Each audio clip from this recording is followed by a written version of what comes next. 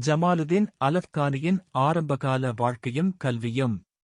அவரது வாழ்க்கையின் தொடக்க கட்டம் பல முக்கியமான நிகழ்வுகளால் நிரம்பியுள்ளது.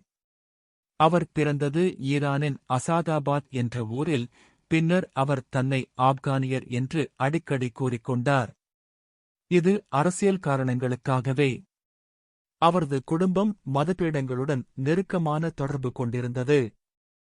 சிறுவயதிலேயே அவருக்கு இஸ்லாமிய தத்துவம், குர்ஆன், ஹதீஸ் போன்றவற்றில் ஆழமான ஆர்வம் ஏற்பட்டது.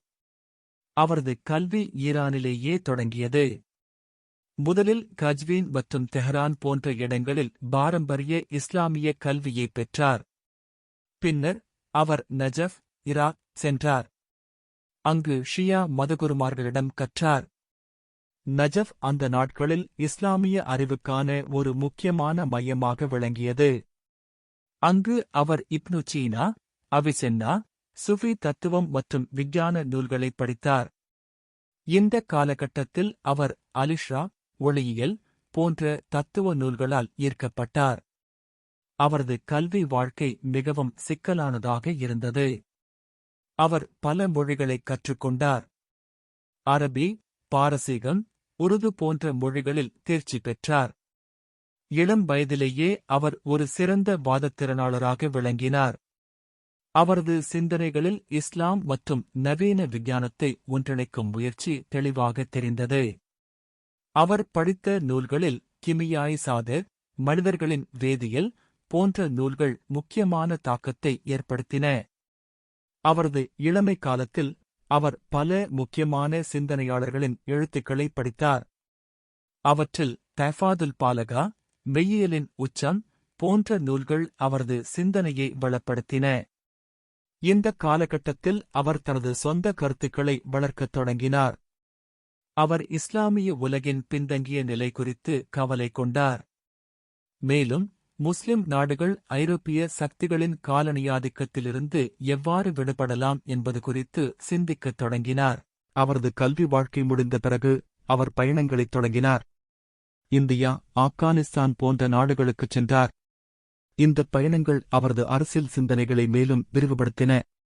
ஆனால் அவரது ஆரம்பகால வாழ்க்கையே அவரை ஒரு மறுமலர்ச்சி சிந்தனையாளராக உருவாக்கியது. அவரது கல்வி மற்றும் சூழல் அவரை ஒரு புரட்சிகர சிந்தனையாளராக மாற்றியது. இந்த அடிப்படையில்தான் அவர் பின்னர் அலுர்வா அல்வுக்கா, உறுதியான பிணைப்பு போன்ற பத்திரிகைகளை நடத்தினார். இவ்வாறு ஜமாலுதீன் அலஃப்கானியின் ஆரம்பகால வாழ்க்கையும் கல்வியும் அவரை உலகப் பார்வையுடைய ஒரு சீர்திருத்தவாதியாக உருவாக்கியது. அவர் படித்த நூல்களும் சந்தித்த மனிதர்களும் அவரது எதிர்கால வாழ்க்கையில் பெரும் தாக்கத்தை ஏற்படுத்தின. ஜமாலுதீன் அலஃப்கானியின் பயணங்களும் ஆரம்பகால வாழ்க்கையும். அவர் பல நாடுகளுக்குச் சென்று பல்வேறு கலாச்சாரங்களையும் அரசியல் சூழல்களையும் நேரடியாக அனுபவித்தார். இந்த பயணங்கள் அவரை ஒரு பன்னாட்டு சிந்தனையாளராகவும் இஸ்லாமிய உலகின் முன்னேற்றத்திற்காக போராடிய ஒரு செயல்பாட்டாளராகவும் மாற்றின. அவர் முதலில் இந்தியாவிற்கு வந்தார். அப்போது இந்தியா பிரிட்டிஷ் ஆட்சியின் கீழ் இருந்தது. இங்கு அவர் மேற்கத்திய கல்வி முறை, அறிவியல் மற்றும் தத்துவங்களைக் கற்றார். குறிப்பாக கல்கத்தா, ஹைதராபாத் போன்ற நகரங்களில் அவர் தங்கியிருந்தார். இந்தியாவில் அவர் காலனிய ஆட்சியின் கொடுமைகளை நேரில் கண்டார். இங்குதான் அவருக்கு ஐரோப்பிய சக்திகளின் அரசியல் தந்திரோபாயங்கள் புரியத் தொடங்கின. இந்த அனுபவம் அவரை ஒரு விடுதலை சிந்தனையாளராக மாற்றியது. இந்தியாவில் இருந்தபோது அவர் சியாசத், அரசியல் குறித்து ஆழமாக ஆய்வு செய்தார். இங்கு அவர் தஹ்ரீர் இஸ்லாமி, இஸ்லாமிய விடுதலை என்ற கருத்தை வளர்க்கத் தொடங்கினார். இந்திய முஸ்லிம் அறிஞர்களுடன் நடத்திய உரையாடல்கள் அவரது சிந்தனையை மேலும் விரிவுபடுத்தின. இந்த காலத்தில் அவர் முனாபாத், எதிர்ப்பு என்ற கோட்பாட்டை வலியுறுத்தினார். இது பிரிட்டிஷ் ஆதிக்கத்தை எதிர்க்கும் ஒரு முழக்கமாக மாறியது. பின் ஆப்கானிஸ்தானுக்குச் சென்றார். அப்போது ஆப்கானிஸ்தான் பல்வேறு உள்நாட்டு முரண்பாடுகளால் பாதிக்கப்பட்டிருந்தது. அவர் அங்குள்ள அமீர் ஷெர் அலி கானின் ஆலோசகராக பணியாற்றினார். ஆப்கானிய அரசியலில் தீவிரமாக ஈடுபட்ட அவர் நவீன கல்வி மற்றும் இராணுவ சீர்திருத்தங்களை முன்மொழிந்தார். ஆனால் அரசவையில் உள்ள சதிகாரர்களால் அவர் விரட்டப்பட்டார். அவர் ஆப்கானிஸ்தானை விட்டு வெளியேற வேண்டிய நிலை ஏற்பட்டது. இந்தியாவுக்கு திரும்பிய அவர் பிரிட்டிஷ் அதிகாரிகளின் கண்காணிப்பில் சிக்கினார். ஏனெனில் அவரது பேச்சுக்கள் காலனிய ஆட்சிக்கு எதிரானவையாக இருந்தன. இந்தியாவில் அவர் அல்நஜாத் விடுதலை என்ற கருத்தை பரப்ப முயன்றார். ஆனால் பிரிட்டிஷாரின் அழுத்தத்தால் அவர் இந்தியாவை விட்டு வெளியேற வேண்டியதாயிற்று. பின் அவர் எகிப்துக்குச் சென்றார். அங்கு அவர் அல்அஸ்ஹர் பல்கலைக்கழகத்தில் கற்பிக்கத் தொடங்கினார். இங்கு அவர் முகம்மது அப்து போன்ற இளம் சிந்தனையாளர்களைச் சந்தித்தார். அவர்களுடன் இணைந்து அல்ஹிக்மா ஞானம் என்ற கருத்தை பரப்பினார். இந்தக் காலகட்டத்தில் அவர் அலுதல் நீதி மற்றும் அலிஜ்திஹாத் முயற்சி போன்ற கோட்பாடுகளை வலியுறுத்தினார். இவை இஸ்லாமிய உலகில் சீர்திருத்தங்களை ஏற்படுத்துவதற்கான அவரது திட்டங்களின் அடித்தளமாக இருந்தன. இந்தப் பயணங்களின் மூலம் அவர் ஒரு பன்னாட்டு நபராக மாறினார். அவரது எண்ணங்கள் இஸ்லாமிய நாடுகளுக்கு இடையே ஒற்றுமையை ஏற்படுத்துவதாக இருந்தன. அவர் எழுதிய அலதீப் பதில் போன்ற கட்டுரைகளில் அவரது அரசியல் சிந்தனைகள் தெளிவாக பிரதிபலித்தன. இந்த ஆண்டுகளில் அவர் பல முக்கியமான நபர்களைச் சந்தித்தார். அவர்களுடன் நடத்திய விவாதங்கள் அவரை ஒரு முன்னணி சீர்திருத்தவாதியாக உருவாக்கின. இவ்வாறு அவரது பயணங்களும் அனுபவங்களும் அவரை ஒரு உலகளாவிய சிந்தனையாளராக மாற்றின. இந்தக் காலகட்டத்தில் அவர் சந்தித்த சவால்கள், அரசியல் சூழ்ச்சிகள் மற்றும் கலாச்சார மோதல்கள் அனைத்தும் அவரது எதிர்காலப் பணிகளுக்கு அடித்தளமாயின. ஜமாலுதீன் அலஃப்கானியின் சீர்திருத்தவாத காலம். இக்காலம் அவரது வாழ்க்கையில் மிக முக்கியமான ஒரு அத்தியாயமாகும். இந்த காலகட்டத்தில் அவர் முதலில் ஓட்டோமான் பேரரசின் தலைநகரான இஸ்தான்புல்லில் தங்கியிருந்தார். பின்னர் எகிப்துக்குச் சென்று அங்கு ஒரு பெரிய அறிவுஜீவி இயக்கத்தை தோற்றுவித்தார். பின் அவர் இஸ்தான்புல்லை அடைந்தபோது அந்த நகரம் ஒரு பெரிய அறிவார்ந்த கலவையின் மையமாக இருந்தது. ஓட்டோமான் அதிகாரிகள் அவரை மதிப்புடன் வரவேற்றனர். அவர் அங்குள்ள தாருல் ஃபுனூன் அறிவியல் கல்லூரி போன்ற நிறுவனங்களில் விரிவுரைகள் நிகழ்த்தினார். அவரது பேச்சுகள் இஸ்லாத்தையும் நவீன அறிவியலையும் ஒன்றிணைக்கும் விதமாக அமைந்தன. அவர் அல்மனார் வழிகாட்டி என்ற கருத்தை முன்வைத்தார். இது முஸ்லிம் உலகின் பின்தங்கிய நிலைக்கு தீர்வு காண்பதாக இருந்தது. ஆனால் அவரது முற்போக்கான சிந்தனைகள் பழமைவாதிகளுக்கு பிடிக்கவில்லை. அவர் ஒரு சொற்பொழிவில் நபிமார்களின் தத்துவம் பற்றி பேசியபோது ஒரு பெரும் சர்ச்சை உருவானது. இதன் விளைவாக ஓட்டோமான் அதிகாரிகள் அவரை நாடு கடத்த முடிவு செய்தனர். இந்த நிகழ்வுகளுக்குப் பிறகு அவர் எகிப்துக்கு வந்தார். அப்போது எகிப்து ஓட்டோமான் பேரரசின் கீழ் இருந்தாலும் தனி ஆளுநரால் ஆளப்பட்டு வந்தது. கெய்ரோவில் அவர் தங்கியபோது அங்குள்ள அல்அஸ்ஹர் பல்கலைக்கழகத்துடன் தொடர்பு ஏற்படுத்திக் கொண்டார். இந்த நேரத்தில் அவர் தனது மிக முக்கியமான மாணவரான முகம்மது அப்துவை சந்தித்தார். இவர்கள் இணைந்து அல்-அரபி அரபு நாடு என்ற கருத்தை வளர்த்தெடுத்தனர். எகிப்தில் அவரது தாக்கம் மிகவும் ஆழமாக இருந்தது. அவர் ஒரு சீர்திருத்தவாதியாக மட்டுமல்லாமல் ஒரு அரசியல் செயல்பாட்டாளராகவும் செயல்பட்டார். அவர் எழுதிய அலுர்வா அல்வுத்கா பலமான பிடி போன்ற கட்டுரைகள் முஸ்லிம் உலகில் பெரும் அலைகளை ஏற்படுத்தின. அவர் வகுத்த அலிஸ்திஹாத் புதிய விளக்கம் என்ற கொள்கை இஸ்லாத்தை நவீன யுகத்திற்கு ஏற்றவாறு மாற்றியமைக்க வேண்டும் என்று வலியுறுத்தியது. பின்னர் அவரது செல்வாக்கு எகிப்திய அரசியலில் குறிப்பிடத்தக்கதாக இருந்தது. அவர் ஜல்லத் அல்-அக்லாம் எழுத்துக்களின் இதழ் போன்ற பத்திரிகைகளில் எழுதினார். இந்த இதழ்களில் அவர் அல்-ஷூரா கலந்தாய்வு மற்றும் அலதால் நீதி போன்ற கருத்துக்களை முன்வைத்தார். இவை எகிப்திய சமூகத்தில் பெரும் மாற்றங்களை ஏற்படுத்தின. ஆனால் அவரது செயல்பாடுகள் பிரிட்டிஷ் அதிகாரிகளுக்கு பிடிக்காமல் போயிற்று. எகிப்தின் கெடிப் தைபிக் பாஷா பிரிட்டிஷ் அழுத்தத்தின் கீழ் அவரை எகிப்தை விட்டு வெளியேறும்படி கட்டளையிட்டார். இதன் விளைவாக அவர் மீண்டும் பயணிக்க வேண்டிய கட்டாயம் ஏற்பட்டது. அவர் எழுதிய துவா இலா அஸ்ஸஹாபா நண்பர்களுக்கு அழைப்பு போன்ற கட்டுரைகள் அரபு உலகில் ஒரு புதிய எழுச்சியை உருவாக்கின. அவரது சீர்திருத்தங்கள் பல முஸ்லிம் நாடுகளில் பரவலாக ஏற்றுக்கொள்ளப்பட்டன. இந்த காலத்தில் அவர் உருவாக்கிய கருத்துக்கள் பின்னாளில் இஸ்லாமிய மறுமலர்ச்சி என்று அழைக்கப்படும் இயக்கத்திற்கு அடித்தளமாக அமைந்தன. எகிப்தில் அவர் விட்டுச் சென்ற மரபு நீண்ட காலம் நீடித்தது. அவரது மாணவர்கள் பலர் பின்னர் எகிப்திய அரசியலில் முக்கிய பங்கு வகித்தனர். அல்முயத் உறுதிப்பாடு என்ற அவரது கொள்கை எகிப்திய தேசியவாத இயக்கத்திற்கு ஒரு தத்துவ அடிப்படையை வழங்கியது. இந்த காலகட்டத்தில் அவர் உருவாக்கிய அறிவுசார் வலைப்பின்னல் முழு முஸ்லிம் உலகத்தையும் ஒன்றிணைக்கும் ஒரு சக்தியாக மாறியது. இவ்வாறு ஜமாலுதீன் அலக்கானியின் சிந்தனைகளும் செயல்பாடுகளும் முழு வளர்ச்சியடைந்த ஒரு காலமாகும். இந்த காலத்தில் அவர் விதைத்த விதைகள் பின்னர் முஸ்லிம் உலகில் பெரும் மாற்றங்களை உருவாக்கின. அவரது எழுத்துக்கள் மற்றும் பேச்சுகள் இன்றும் பலரால் நினைவுகூரப்படுகின்றன. ஜமாலுதீன் அலக்கானியின் ஐரோப்பிய நாடு கடத்தலும் காலனிய எதிர்ப்பு செயல்பாடுகளும் அவரது வாழ்க்கையில் மிகவும் சிக்கலான காலகட்டமாக இக்காலம் அமைந்தது. எகிப்தில் இருந்து வெளியேற்றப்பட்ட பிறகு அவர் முதலில் இந்தியாவுக்குச் சென்றார். ஆனால் பிரிட்டிஷ் அரசாங்கம் அவரது செயல்பாடுகளைக் கண்டு அஞ்சியதால் அவரை இந்தியாவில் கண்காணிப்பில் வைத்தது. இந்த நேரத்தில் அவர் ஹைதராபாத்தில் சிறிது காலம் தங்கியிருந்தார். அங்கு அவர் அல்முனீர் விளக்கமானது என்ற கருத்தை வளர்க்க முயன்றார். ஆனால் அவரது சுதந்திரமான சிந்தனைகள் பிரிட்டிஷாருக்கு அச்சுறுத்தலாக இருந்தன. எனவே அவர் ஐரோப்பாவிற்குச் செல்ல முடிவு செய்தார்.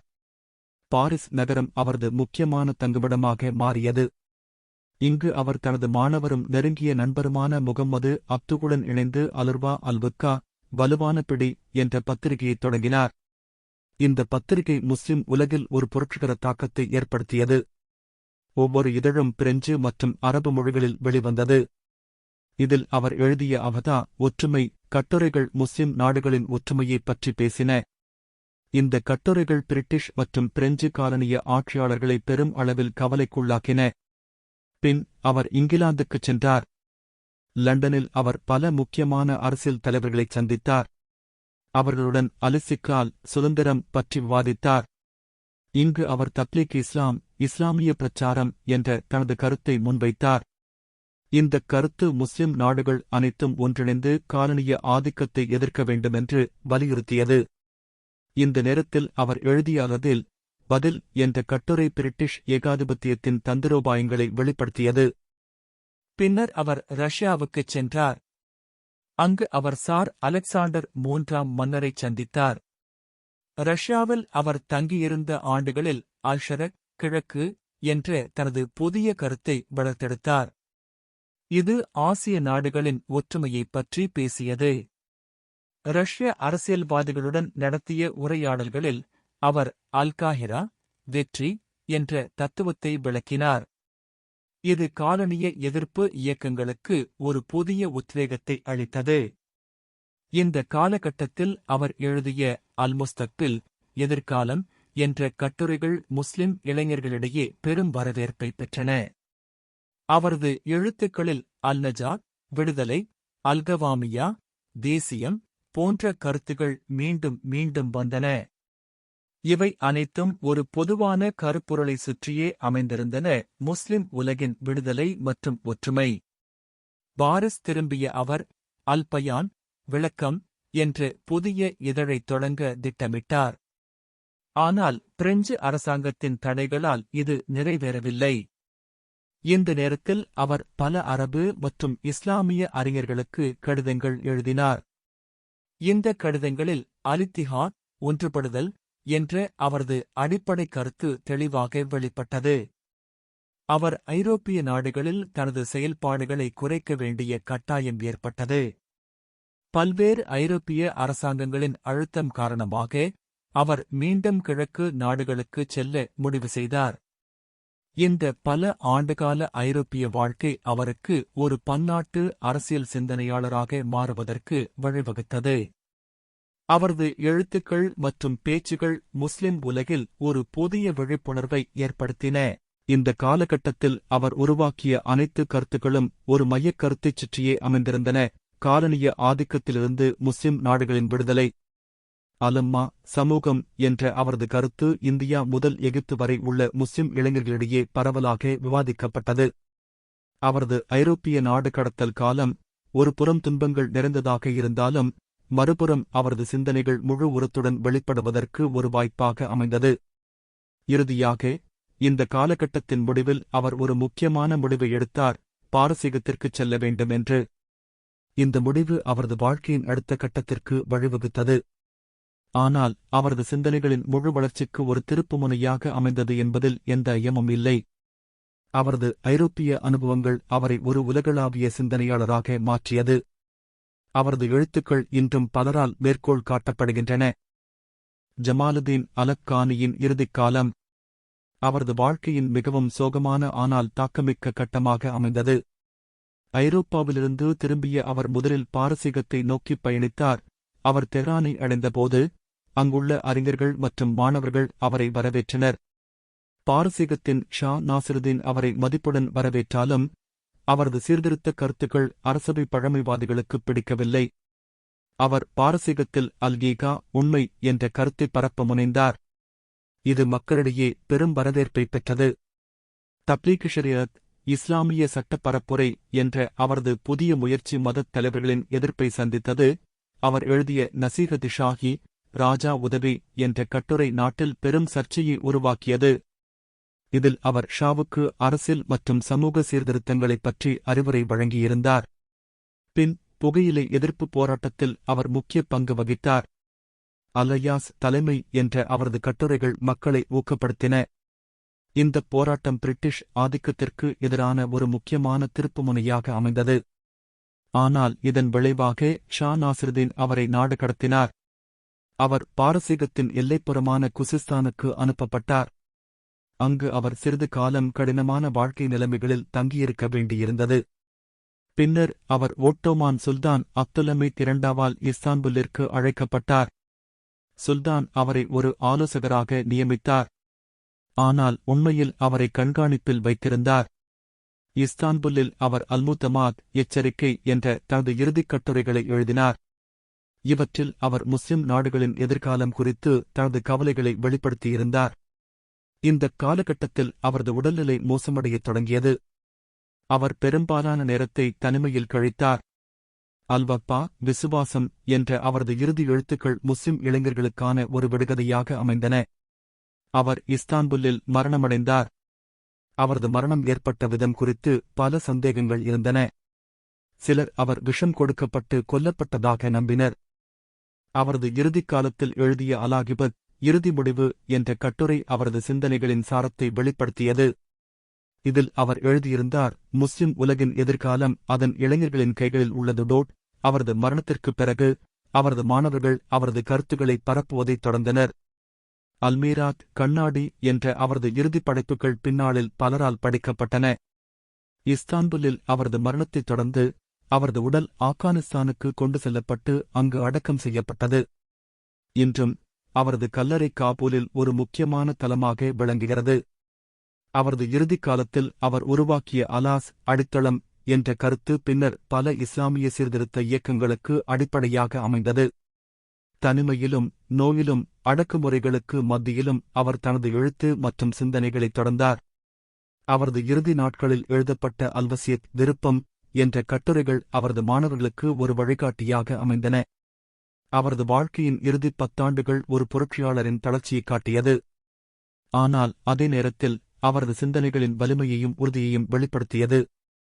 அவரது மரணத்தின் போது அவருக்கு வயது 59 மட்டுமே ஆகியிருந்தது. ஆனால் அந்தக் குறுகிய காலத்தில் அவர் உருவாக்கிய தாக்கம் நூற்றாண்டுகளுக்கு நீடித்தது. அவரது இறுதிக் காலத்திய எழுத்துக்கள் இன்றும் புதிய தலைமுறையினருக்கு ஒரு ஊக்கமளிக்கும் சக்தியாக உள்ளன. ஜமாலுதீன் அலக்கானியின் வாழ்க்கை முழுவதும் ஒரு நூலிழையாக இணைந்திருக்கும் சில முக்கிய கருப்பொருள்கள் அவரை ஒரு தனித்துவமான சிந்தனையாளராக உருவாக்கின. அவரது எண்ணங்களும் செயல்பாடுகளும் எப்போதும் இஸ்லாத்தின் புதுப்பித்தல், காலனிய எதிர்ப்பு மற்றும் முஸ்லிம் உலகின் ஒற்றுமை ஆகியவற்றைச் சுற்றியே சுழன்றன. அவர் எழுதிய அலர்பாப் அரபுகளின் தந்தை போன்ற கட்டுரைகளில் இந்தக் கருத்துக்கள் மீண்டும் மீண்டும் வலியுறுத்தப்பட்டன. அவரது சிந்தனைகளின் மையத்தில் இருந்தது அல்-தஜ்தீத் புதுப்பித்தல் என்ற கருத்து. இது பழைய மரபுகளை கைவிடுவதல்ல, மாறாக அவற்றை நவீன சூழலுக்கு ஏற்றவாறு மாற்றியமைப்பதாகும். அவரது அல்முஜத்தமா அல்-ஜதீத் புதிய சமூகம் என்ற எழுத்துக்கள் இந்தக் கோட்பாட்டை விரிவாக விளக்கின. இதில் அவர் குறிப்பிட்டிருந்தது போல் இஸ்லாத்தின் அடிப்படைக் கொள்கைகள் எப்போதும் மாறாதவை. ஆனால் அவற்றின் விளக்கம் காலத்திற்கேற்ப மாறலாம். காலனிய எதிர்ப்பு அவரது வாழ்க்கையின் இரண்டாவது முக்கிய கருப்பொருளாக இருந்தது. அலிஸ்திம்ரார், காலனியாதிக்கம் என்று அவர் அடிக்கடி குறிப்பிட்ட இந்த எதிர்ப்பு வெறும் அரசியல் எதிர்ப்பு மட்டுமல்ல, ஒரு பண்பாட்டு எதிர்ப்பாகவும் இருந்தது. அவரது சியாசத்திகவாமி, தேசிய அரசியல் கட்டுரைகள் இந்தியா முதல் எகிப்து வரை உள்ள இளைஞர்களை பெரிதும் தாக்கம் செய்தன. இவற்றில் அவர் வலியுறுத்தியது போல், காலனிய ஆதிக்கம் என்பது வெறும் இராணுவ ஆதிக்கம் மட்டுமல்ல, அது ஒரு மனிதரின் சிந்தனை சுதந்திரத்தைக் கூட திருடும் ஒரு அமைப்பு. மூன்றாவது முக்கியமான கருத்து அவதா அல்-இஸ்லாமியா, இஸ்லாமிய ஒற்றுமை ஆகும். அவரது உம்மதிவாஹிதா, ஒற்றை சமூகம் என்ற கருத்து பல்வேறு முஸ்லிம் நாடுகளில் உள்ள மக்களிடையே பெரும் எதிரொலியை ஏற்படுத்தியது. இந்த ஒற்றுமை குறித்த அவரது எழுத்துக்கள் அல்கல்ப் அல்-முஸ்லிம், முஸ்லிம் இதயம் போன்ற பத்திரிகைகளில் தொடர்ச்சியாக வெளிவந்தன. இவற்றில் அவர் விளக்கியது போல், சுன்னிஷியா பிரிவினைகள் போன்றவை வெறும் வரலாற்று விபத்துக்கள் மட்டுமே, இஸ்லாத்தின் அடிப்படை ஒற்றுமையை அவை பாதிக்க முடியாது. அவரது சிந்தனைகளில் மற்றொரு முக்கிய அம்சம் அலகிள், பகுத்தறிவு மீதான நம்பிக்கை. அல்-ஹிக்மா, ஞானம் என்ற அவரது கட்டுரைகளில் அவர் முஸ்லிம்கள் விஞ்ஞான மற்றும் தத்துவ ஞானத்தை பின்பற்ற வேண்டும் என்று வலியுறுத்தினார். இதற்காக அவர் அல்-மாரிஃபா, அறிவு என்ற ஒரு புதிய கல்வி முறையை முன்மொழிந்தார். இதில் மதப் பாடங்களுடன் நவீன அறிவியலும் சேர்த்து கற்பிக்கப்பட வேண்டும் என்று அவர் வாதிட்டார். அவரது எழுத்துக்களில் அடிக்கடி வரும் அல்-ஹுரியா, சுதந்திரம் என்ற கருத்து அவரது சிந்தனையின் மற்றொரு அடித்தளமாக இருந்தது. தஹ்ரீரின் மத்மத், சமூக விடுதலை என்ற அவரது கட்டுரைகளில் அரசியல் சுதந்திரம் மட்டுமல்ல, ஒரு மனிதரின் சிந்தனை, வெளிப்பாடு மற்றும் நம்பிக்கைகளின் சுதந்திரமும் அவசியம் என்று விளக்கினார். இந்த கருத்துகள் அல்-நூர், ஒளி போன்ற பத்திரிகைகளில் விரிவாக விவாதிக்கப்பட்டன. அவரது வாழ்க்கையின் கடைசி காலத்தில் அல்-ஷுஹாதா, தியாகம் என்ற கருத்து அவரது எழுத்துக்களில் அடிக்கடி வந்தது. ஃபிதாயிமில்ல, சமூகத்திற்கான தியாகம் என்ற அவரது இறுதிக் கட்டுரைகளில், ஒரு நபர் தனது வாழ்க்கையை கொடுக்கும் வரை உண்மையான மாற்றம் ஏற்படாது என்று வலியுறுத்தினார். இந்த கருத்து பின்னர் பல விடுதலை இயக்கங்களுக்கு ஊக்கமளித்தது. அவரது சிந்தனைகளின் ஒரு குறிப்பிடத்தக்க அம்சம் அலமல், செயல் மீதான நம்பிக்கை. அல்-ஹரகா, இயக்கம் என்ற அவரது கட்டுரைகளில் கோட்பாடுகள் மட்டும் போதாது, அவற்றை நடைமுறைப்படுத்தும் தைரியமும் தேவை என்று விளக்கினார். இந்த அணுகுமுறை அல்-முஜாஹித், போராளி போன்ற அவரது பிற படைப்புகளிலும் தெளிவாகத் தெரிந்தது. அவரது கருத்துக்களின் மற்றொரு முக்கிய அம்சம் அலதால், நீதி மீதான வலியுறுத்தல். கிஸ்தியிதிமாயி, சமூக நீதி என்ற அவரது எழுத்துக்களில், இஸ்லாம் ஒரு நீதி வழங்கும் மதம் மட்டுமல்ல, ஒரு நீதியான சமூகத்தை உருவாக்குவதே அதன் நோக்கம் என்று விளக்கினார். இந்தக் கருத்து அல்-மீசான், சமநிலை போன்ற பத்திரிகைகளில் தொடர்ச்சியாக வெளிவந்தது. அவரது சிந்தனைகளின் இறுதி முக்கிய அம்சம் அலும்மா, உலகளாவிய சமூகம் என்ற கருத்து. அலின்சானியா, மனிதநேயம் என்ற அவரது கட்டுரைகளில், இஸ்லாம் ஒரு உலகளாவிய மதம் மட்டுமல்ல, அது முழு மனிதகுலத்தின் முன்னேற்றத்திற்கான ஒரு வழிகாட்டி என்று விளக்கினார். இந்தப் பரந்த மனப்பான்மை அலாலம், உலகம் போன்ற அவரது இறுதிக்கால எழுத்துக்களில் தெளிவாகத் தெரிந்தது. இந்தக் கருப்பொருள்கள் அனைத்தும் ஒன்றோடொன்று இணைந்து, ஜமாலுதீன் அலப்கானியை இஸ்லாமிய மறுமலர்ச்சியின் தந்தை என்று அழைக்கும் அளவுக்கு ஒரு தனித்துவமான சிந்தனையாளராக உருவாக்கின.